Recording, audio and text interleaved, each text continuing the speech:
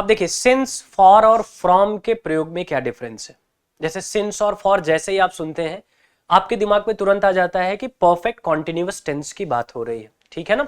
चाहे आप present perfect continuous tense की बात करें, प्रेजेंट परफेक्ट कॉन्टिन्यूअस टेंस की बात करें, या आप पास्ट परफेक्ट कॉन्टिन्यूअस टेंस की बात करें, दोनों में समय बताने के लिए आप किसका प्रयोग करते हैं, सिंस और फॉर का।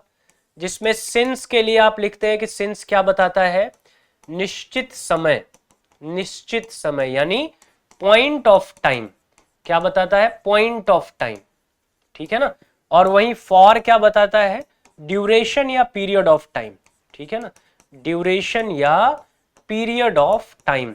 कौन बताता है, फॉर बताता है। अनिश्चित समय जिसको आप बोलते हैं, क्या बोलते हैं इसको, अनिश्चित समय, अनिश्चित समय। जैसे मान लीजिए मैं एक सेंटेंस ले लूं कि आई हैव बीन डूइंग ना my work, I have been doing my work, I have been doing my work. अब अगर मैं सिंस लिख रहा हूं इसका मतलब आगे का समय निश्चित है, तो मैंने लिखा सिंस 4 PM, ठीक। और अगर मैं 4 PM न लिख के लिखता 4 आवर्स, तो मैं यहां क्या लिखता, फॉर 4 आवर्स। यही होता सिंस और फॉर, निश्चित समय के लिए सिंस, अनिश्चित समय के लिए फॉर। यही पास्ट में हो जाता तो आई हैव बीन की जगह मैं लिख देता आई हैड बीन, तब भी ये चीजें सेम रहती। लेकिन जैसे ही मैं फ्यूचर में जाता हूं, ठीक है ना, जैसे ही मैं फ्यूचर टेंस की तरफ जाऊंगा, जैसे ही मैं फ्यूचर टेंस की बात करूंगा, फ्यूचर टेंस में आप सिंस का प्रयोग नहीं कर पाएंगे, ठीक है ना।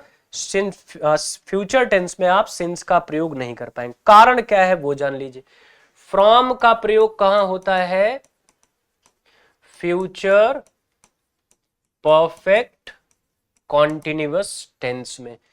क्यों होता है, कई लोग कंफ्यूज होते हैं, कहते हैं नहीं सिंस का प्रयोग तो हमने पाया, फ्रॉम गलत है ना। क्यों होता है, कारण सही जान लीजिए तो अगली बार अब आप गलती नहीं करेंगे। देखिए सिंस का मतलब क्या होता है, सिंस का अर्थ क्या होता है, सिंस का अर्थ ही होता है फ्रॉम टिल ना, फ्रॉम टिल, यानी फ्रॉम का मतलब हो गया से और टिल का मतलब हो गया तक। अब देखिए कोई घटना प्रेजेंट में हो रही है, अब वो घटना चूंकि कॉन्टिन्यूअस में है तो प्रोग्रेस करके कहां जाएगी, प्रोग्रेस करके फ्यूचर की तरफ जाएगी। तो जब वो फ्यूचर की तरफ जाएगी तो स्पीकर तक का कॉन्सेप्ट आएगा, मतलब मेरे बोलने तक यह घटना चल रही थी। जैसे मैंने कहा कि मैं 4 घंटे से काम कर रहा हूं, तो 4 घंटे पहले शुरू हुआ और मेरे बोलने तक वो काम चल रहा था और आगे भी चलता रहेगा। तो मेरे बोलने तक वो काम चल रहा है, यानी स्पीकर कहां मिलेगा आपको, उस घटना के बीच में, तक के सेंस के साथ मिल जाएगा। वैसे ही कोई घटना पास्ट में शुरू हो तो वो प्रोग्रेस करके कहां जाएगी, फ्यूचर की तरफ, और स्पीकर आपका कहां बोल रहा है, प्रेजेंट में। इसका मतलब पास्ट से वह 4 घंटे से काम कर रहा था, यानी जब मैं बोला तब तक वो काम कर रहा था, तब तक और आगे भी करता रहेगा। तक का सेंस यहां भी आया।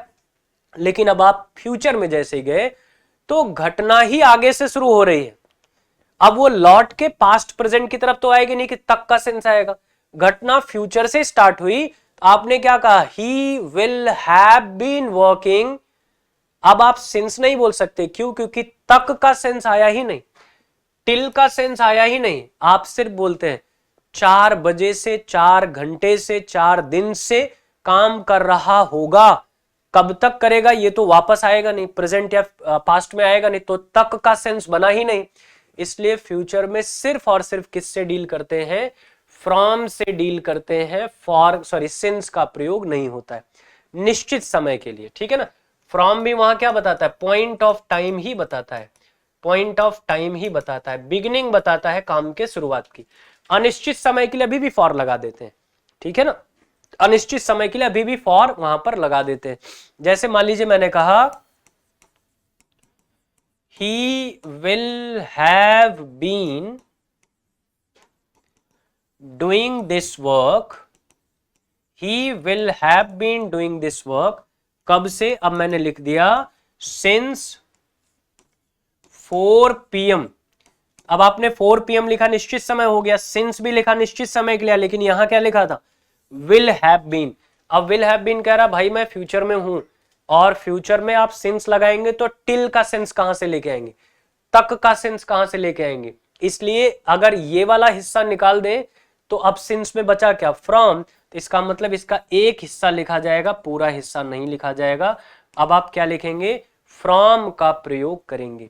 यही कारण है कि जब आप फ्यूचर परफेक्ट कॉन्टिन्यूअस यूज करते हैं तो वहां सिंस का प्रयोग ना होके किसका प्रयोग हो जाता है, फ्रॉम का प्रयोग हो जाता है। याद रखिएगा, अब कोई अगर आपसे कहे कि नहीं हमने सिंस का प्रयोग देखा है, तो उसको ये रूल समझाइए कि क्यों सिंस नहीं हो सकता, क्योंकि फ्यूचर में टिल का सेंस नहीं आ रहा है जब आप टाइम ले रहे हैं।